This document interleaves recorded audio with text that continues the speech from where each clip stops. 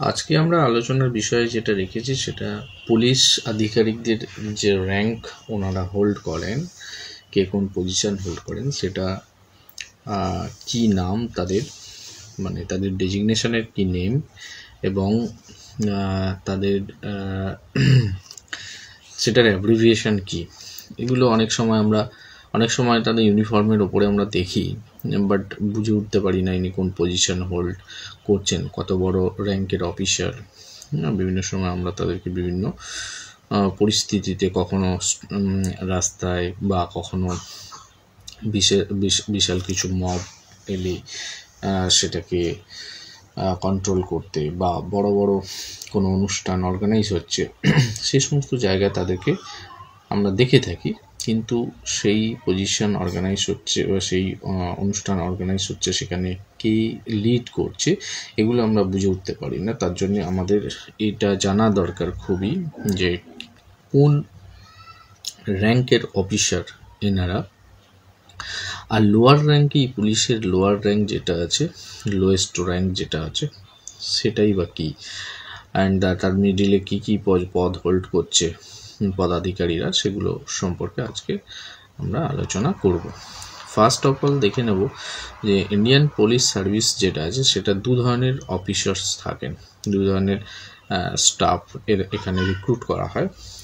সেটা হচ্ছে একজন দেখছেন Indian police service gazetted officers rank, এগুলো বড় র্যাঙ্কের আধিকারিক যারা সেগুলো হচ্ছে তাদেরকে আমরা গেজেটেড অফিসার বলেই চিহ্নিত করছি। আর একটা হচ্ছে নন গেজেটেড অফিসার, ইন্ডিয়ান পুলিশ নন গেজেটেড অফিসার্স র্যাঙ্ক, ঠিক আছে। তো ফার্স্ট অফ অল আমরা আলোচনা করবো যে গেজেটেড অফিসার। আমরা যে বলি, আমরা দেখবেন কোনো সময় বলা হয় সই করতে বলা হয় যে গেজেটেড অফিসারের কাছ থেকে সই করিয়ে আনবেন, তাহলে সেটার ভ্যালিডিটি থাকবে। তো সেরকম পদাধিকারী, উচ্চ পদের যিনি অধিকারী, সেই সমস্ত উচ্চ পদাধিকারীদেরকে বলা হচ্ছে গেজেটেড অফিসার। তো সেই র্যাঙ্কের মধ্যে কারা কারা যারা আসছেন তাদের দেখুন, Indian police service gazetted officers rank কি বলছে। ফার্স্ট একদম টপ মোস্ট যে পুলিশ অফিসার্স র্যাঙ্ক থাকছে সেটা হচ্ছে director general of police. Director general of police short form abbreviation যদি বলি সেটা হচ্ছে DGP. Next additional director general of police, ADGP additional director general of police. আচ্ছা, নেক্সট হচ্ছে inspector general of police, inspector general of police IGP. Next deputy inspector general of police, DIG. Senior superintendent of police, senior superintendent of police যাদেরকে short ফর্মে বলা হচ্ছে AIG / SSP অথবা SSP বলা হয়। Superintendent of police যাদেরকে আমরা SP বলছি।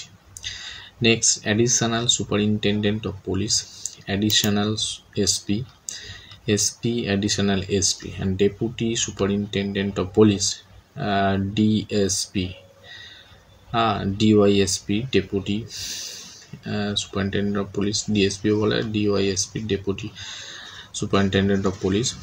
Next assistant superintendent of police, assistant superintendent of police, এটা provisionary rank, 2 years of service এদের শর্ট ফর্ম রাখা আছে ASP.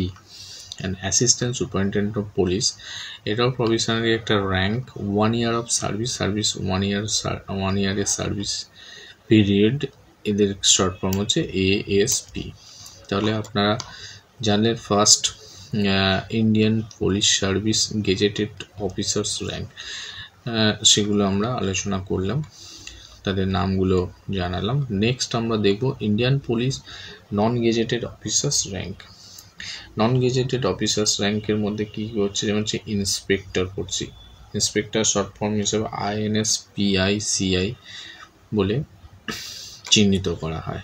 Assistant inspector API, assistant inspector API। Sub inspector inspector SI, assistant sub inspector, ASI, head constable, the HC cell, ACPO, and police নায়ক, SC, and last সর্বশেষ যেটা বলা হচ্ছে সেটা হচ্ছে সর্বনিম্ন স্তরের পুলিশের যিনি স্টাফ তাকে বলা হচ্ছে পুলিশ কনস্টেবল, PC বা CPO। তো বন্ধুরা, আপনারা ইন্ডিয়ান পুলিশের এখন আশা করছি যে শর্ট ফর্মগুলো তাদের কাছে ব্যাচ হিসাবে দেওয়া থাকে, সেটা দেখলে আপনারা ক্লিয়ার হতে পারবেন যে ইনি কত নম্বর র্যাঙ্ক হোল্ড করছেন, কোন পজিশন হোল্ড করছেন। তো এরপরে আমরা যে ভিডিও বানাবো সেক্ষেত্রে আমরা দেখাবো যে